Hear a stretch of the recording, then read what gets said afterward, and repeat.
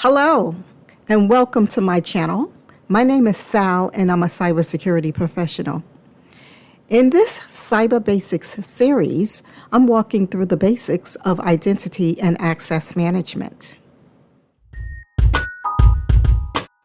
In the last video, we explored the different types of identities that represent the I in IAM. In this video, we'll explore IAM further by looking at access management, specifically the AAA Identity and Access Management Framework.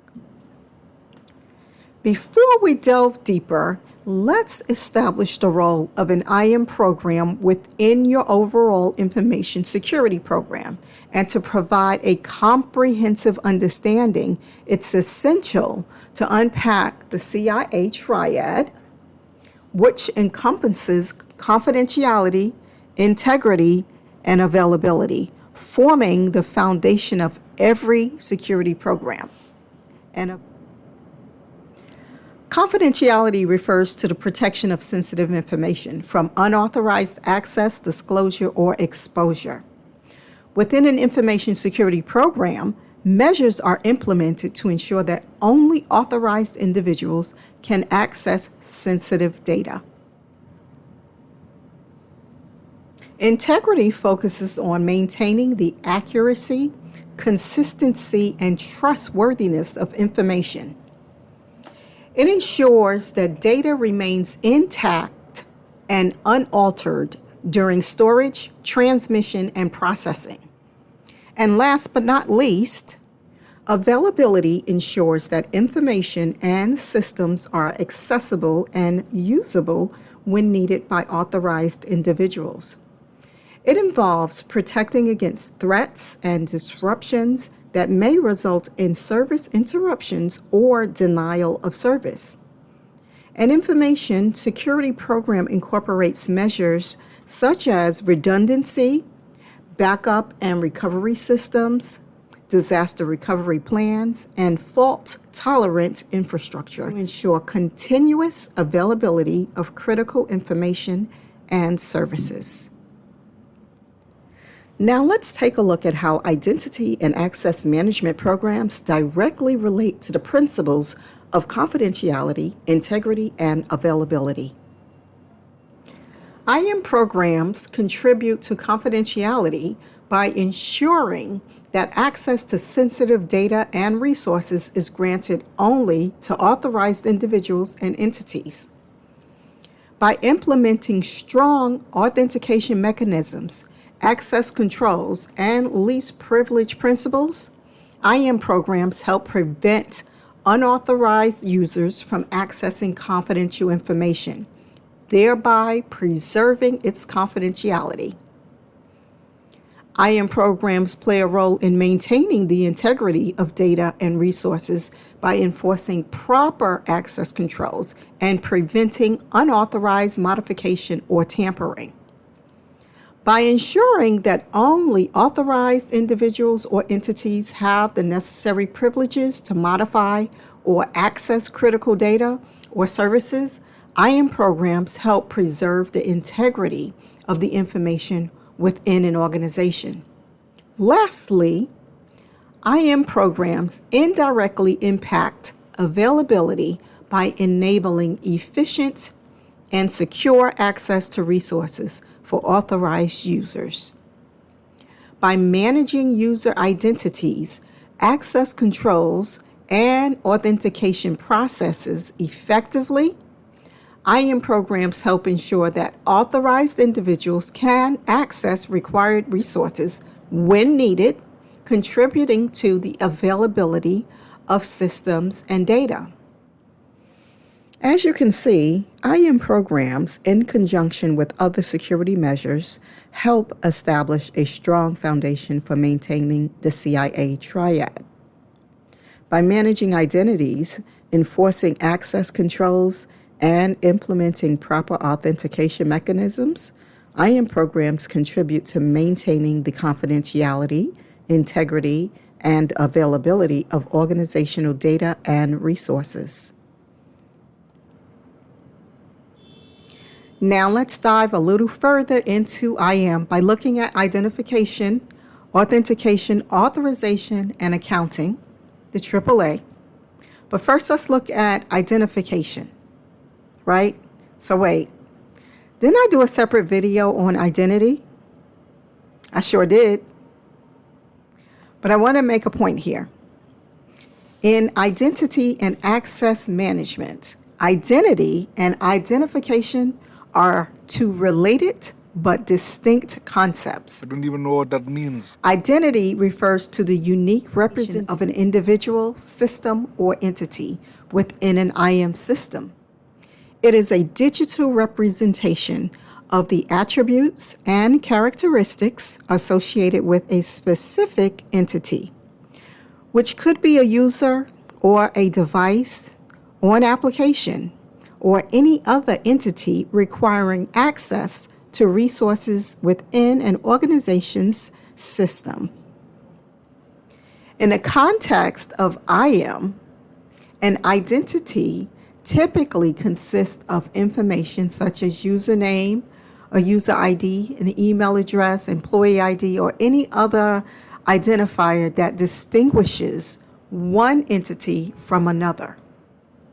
An identity may also include additional attributes and metadata associated with the entity, such as roles and group membership, access permissions, and personal information.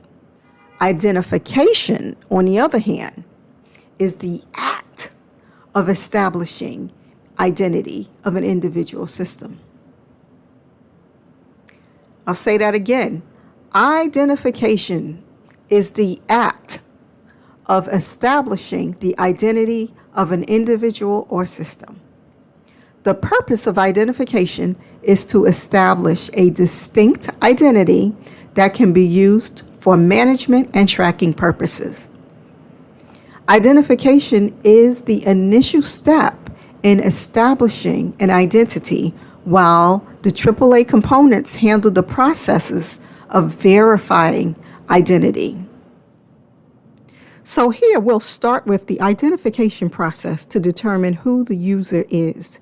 This typically involves assigning a unique username or ID to each entity, which is then used to log into the system. Next is authentication, which is the process of verifying the identity of an entity, often as a prerequisite to granting access to resources in an IT or OT system. In other words, authentication is the process of confirming the identity of an individual or a system before allowing access to resources or information. This typically involves requiring the user to enter a passphrase, aka something you know. A better case scenario would be the use of multifactor authentication. In this example, looking at when you supply your username, that's equivalent to supplying identification. Entering in the password or passphrase is considered the first factor, and that is something you know. This is where multi-factor kicks in, where you have a authentication app or have a push notification sent to your cell phone or your email address. That would be considered a second factor, and that is a something you have. The third factor would be something like an IP address or geolocation. That would be considered a third factor. Next is the process of determining what permissions an authenticated entity has to access resources in an IT or OT system. In other words, authorization is the process of granting or denying access to resources or information based on the identity of the entity and the permissions they have been granted. Lastly, there is accounting, which refers to the collection and analysis of information about who or what has access to what resources within an IT or OT environment, and what actions were taken. Accounting also serves as a deterrent to insider threats, especially privileged users who should be fully aware that their actions are being monitored and recorded. Together, these four components form the foundation of IAM. By ensuring that each entity is properly identified, authenticated, authorized, and accounted for, organizations can better control access to their resources and data and reduce the risk of data breaches and other security incidents. To sum it all up, the CIA is the foundation of an information security program, and an IAM program is an integral subpart of an information security program. At this point, I'll stop here to share a CISSP test-taking time hack. When asked a question about the order of authentication and authorization, a hack that keeps you rolling and not losing precious minutes during a timed exam is to look at authentication and authorization in terms of alphabetical order. I share this hack with you because the CISSP test felt very much like a rapid fire exam to me. Some questions are either you know the information or you don't. They're just factual, such as authentication and authorization. The fact is you authenticate first and then authorization is settled. While other questions are what they call best answer scenarios, meaning there could be more than one right answer. But the exam is testing your knowledge of the best solution. As such, I think it's important to reserve your time to devote to figuring out the best answer type scenarios. As an FYI, identity and access management represents 13% on a CISSP exam. It's domain 5 on the exam.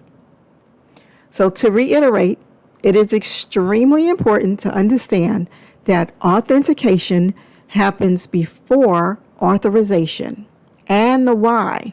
Knowing the why is not only the key to passing certification exams, but also key to excelling in any cybersecurity role. So here's a simple example. Authentication is the process of verifying your identity, right? We've established that. It's like showing your ID card or providing your credentials to prove who you are. Imagine you approach the entrance of a research library, handling sensitive data materials and conducting classified experiments, such as biological or chemical research. And a security guard asks you to present your ID card or provide a fingerprint scan. The security guard compares the information on your ID or fingerprint scan with the stored data to ensure that you are who you claim to be. If the verification process matches successfully, you're authenticated. The fact is you authenticate first, and then authorization is settled. Once you're authenticated and your identity is confirmed, the next step is authorization. This is the process of granting or denying access rights or permissions based off of your authenticated identity. Now, imagine the security guard checks your ID card and sees that you have a specific access level assigned to you. This access level determines areas of the facility that you're allowed to enter.